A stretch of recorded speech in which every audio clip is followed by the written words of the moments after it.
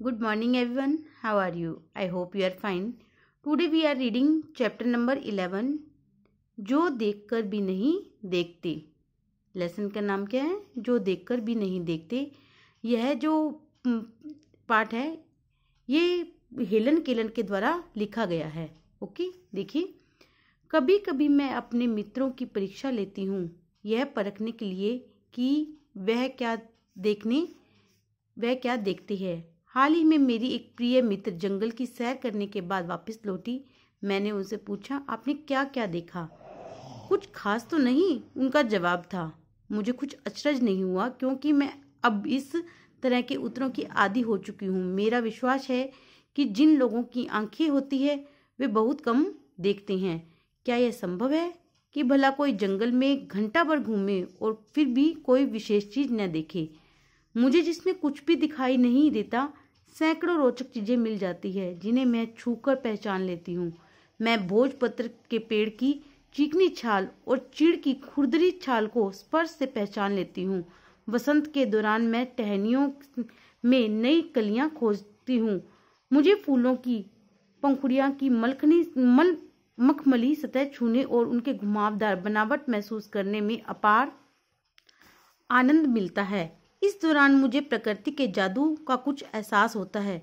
कभी जब मैं खुश नसीब होती हूँ तो टहनी पर हाथ रखते ही किसी चिड़िया के मधुर स्वर कानों में गूंजते हैं. अपनी उंगलियों के बीच झरने के पानी को बहते हुए महसूस कर मैं आनंदित होती हूँ. मुझे चीड़ की फैली पत्तियां भी घास का मैदान किसी भी महंगे कालीन से अधिक प्रिय है. बदलते हुए मौसम का समा मेरे देखने में एक नया रंग और खुशियां भर देता है. इसमें जो हेलन केलर है वो बता रही है कि उसकी जो एक मित्र है वो जंगल की सैर करने गई हुई थी.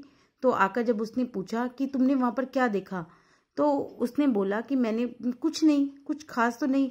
फिर वो बोलती है कि इस तरह के जवाब के मैं आदी हो चुकी हूँ क्योंकि जो हेलन केलर है वो देख नहीं पाती थी. तो उसने बोला कि एक घंटे भर वो जंगल में घूमने के बाद उसने कुछ विशेष नहीं देखा. ऐसा हो नहीं सकता क्योंकि हम थोड़ी देर भी कहीं जाते हैं तो उसमें बहुत सी रोचक चीजें हैं वो हमें देखने को मिल जाती है. मैं तो उन्हें छूकर ही पहचान लेती हूँ. मुझे उन्हें देखने की जरूरत नहीं है चाहे वो कुछ भी हो. जैसे भोजपत्र का उन्होंने उदाहरण दिया है कि भोजपत्र की पेड़ की जो चिकनी छाल है और मैं उनको स्पर्श से ही पहचान लेती हूँ. जो फूलों की पंखुड़ियां हैं वो इतनी मखमली घुमावदार होती है. मैं उनको देखने से मुझे बहुत ही आनंद मिलता है, मजा मिलता है. और टहनी पे हाथ रखते ही किसी चिड़िया के मधुर स्वर है वो मुझे कानों में गूंजने लगते हैं. और झरने के पानी बहते हुए को मैं आनंद महसूस कर सकती हूँ. उससे मुझे बहुत ही आनंद महसूस होता है.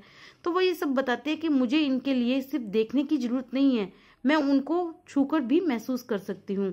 कभी कभी मेरा दिल इन चीजों को देखने के लिए मचल उठता है.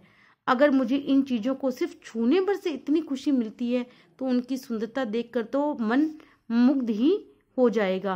परंतु जिन लोगों की आंखें वे सचमुच बहुत कम देखते हैं, उन्होंने बताया कि जब छूने से ये चीजें इतनी अच्छी लगती है तो देखने से पता नहीं वो कितनी और सुंदर होती. तो जो जिनकी आंखें जो इनको देख पा रहे हैं तो वो क्या वो वास्तव में उनको नहीं देख पा रहे? जो हेलन केलर है उनके मन में एक ख्याल आता है कि जो इनकी आंखें हैं वो उनकी सुंदरता क्यों नहीं देख पाती हैं.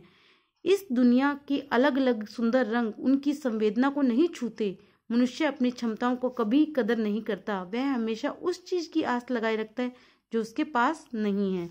यह कितने दुख की बात है कि दृष्टि के आशीर्वाद को लोग एक साधारण सी चीज समझते हैं, जबकि इस नियामत से जिंदगी को खुशियों के इंद्रधनुषी रंगों से हरा भरा जा सकता है.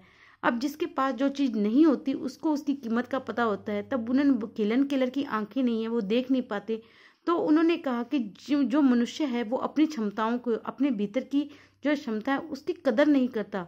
वो उस चीज को हमेशा सोचता है, उस चीज को हमेशा चाहता है जो उसके पास नहीं है.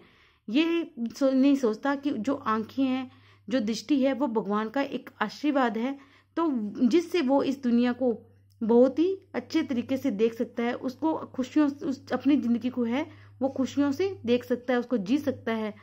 तो वो बोल रहे हैं कि जो चीजें आपके पास है उसकी आप कदर करो, अपनी क्षमताओं को आप पहचानो. ओके, आई होप आपको ये लेसन समझ में आया होगा. आप इसको अच्छे से रीड करिए. Okay, thank you, have a nice day.